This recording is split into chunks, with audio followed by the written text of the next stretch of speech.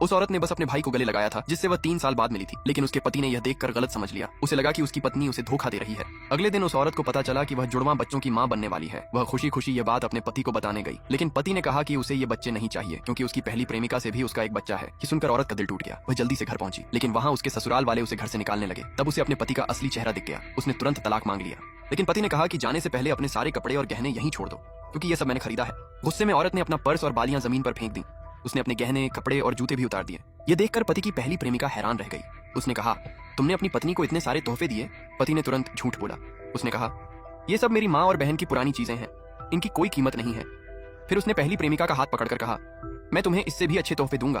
तभी पहली प्रेमिका की नजर औरत की शादी की अंगूठी पर गई। उसने कहा, अब तुम्हारा पति तुम्हें छोड़ चुका है, तुम्हें यह अंगूठी भी नहीं रखनी चाहिए। औरत ने बिना कुछ सोचे अंगूठी उतारी और जमीन पर फेंक दी। उसने कहा, मेरी जिंदगी की सबसे बड़ी गलती तुमसे शादी करना था। उसी समय उसका भाई अपने लोगों के साथ वहां पहुंच रहा था।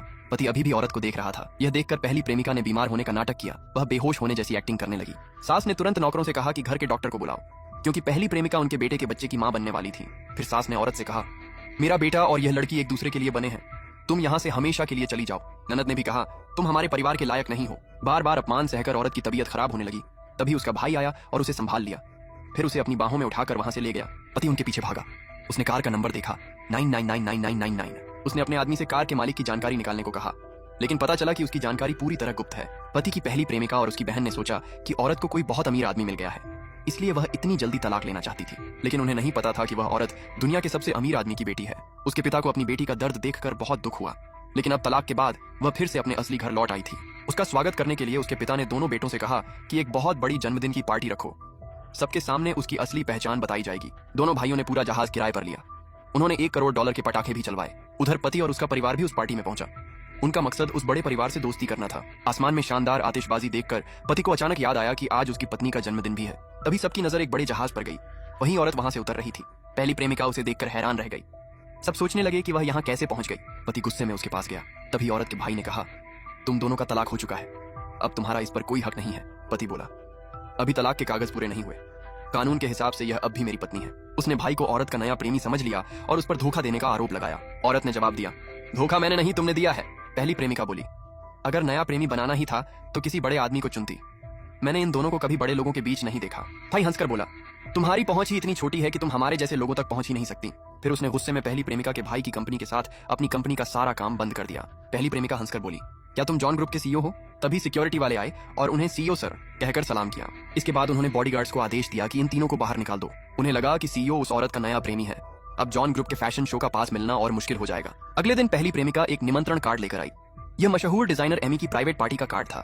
उसे पता चला था कि जॉन ग्रुप के मालिक की बेटी भी वहां आने वाली है। उन्होंने सोचा कि अगर उससे दोस्ती हो गई तो फैशन शो का पास आसानी से मिल जाएगा। लेकिन उन्हें नहीं पता था कि यह कार्ड पहली प्रेमिका ने उस औरत की अलमारी से चुराया था। शाम को दोनों अच्छे कपड़े पहनकर पार्टी में पहुंचे। वहां मौजूद लोग पति की तारीफ करने लगे। किसी ने कहा, यह टीवी से भी ज्यादा हैंडसम है। किसी ने पूछा, क्या यही इसकी पत्नी है? तभी वह औरत भी पार्टी में पहुंच गई। पहली प्रेमिका उसके पास आई और उसका मजाक उड़ाने लगी। उसने कहा, यहाँ का कार्ड पाना तुम्हारे बस की बात नहीं थी। औरत ने कहा, यहाँ सिर्फ डिजाइन, फैशन और बड़े लोगों से जुड़े खास मेहमान आए हैं, बताओ तुम इनमें से कौन हो? पहली प्रेमिका चुप हो गई। फिर उसने पूछा, और तुम कौन हो? औरत मुस्कुराकर बोली, मैं इनमें से कोई नहीं हूँ। पहली प्रेमिका हंसकर बोली, तुम गांव की दर्जी हो, तुम्हारी यहाँ कोई जगह नहीं। लेकिन वहां मौजूद लोग उसकी बात पर भरोसा नहीं कर रहे थे, क्योंकि उस औरत का पहनावा और अंदाज सबसे अलग था। तभी पार्टी की मेजबान एमी आई। एमी ने उस औरत को देखते ही कहा, गुरुजी आप आ गई। ये सुनकर सभी लोग हैरान रह गए। पहली प्रेमिका एमी से मिलने गई, लेकिन एमी उसे पहचानती भी नहीं थी। एमी ने पूछा, तुम्हें ये कार्ड कहाँ से मिला? आज यहाँ सिर्फ खास मेहमान बुलाए गए हैं। उसने पहली प्रेमिका से बाहर जाने को कहा। पति ने कहा, हम जॉन ग्रुप के मालिक की बेटी से मिलने आए हैं। औरत ने एमी की तरफ देखा। एमी मजबूर होकर पति को रुकने दिया, लेकिन पहली प्रेमिका को बाहर जाने के लिए कहा।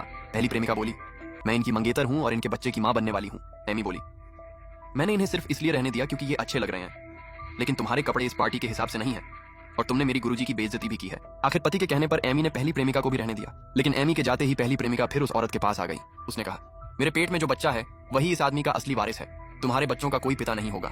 ये सुनते ही औरत ने उसे जोरदार थप्पड़ मार दिया। उसने कहा, मेरे बच्चे मेरे लिए सबसे जरूरी हैं।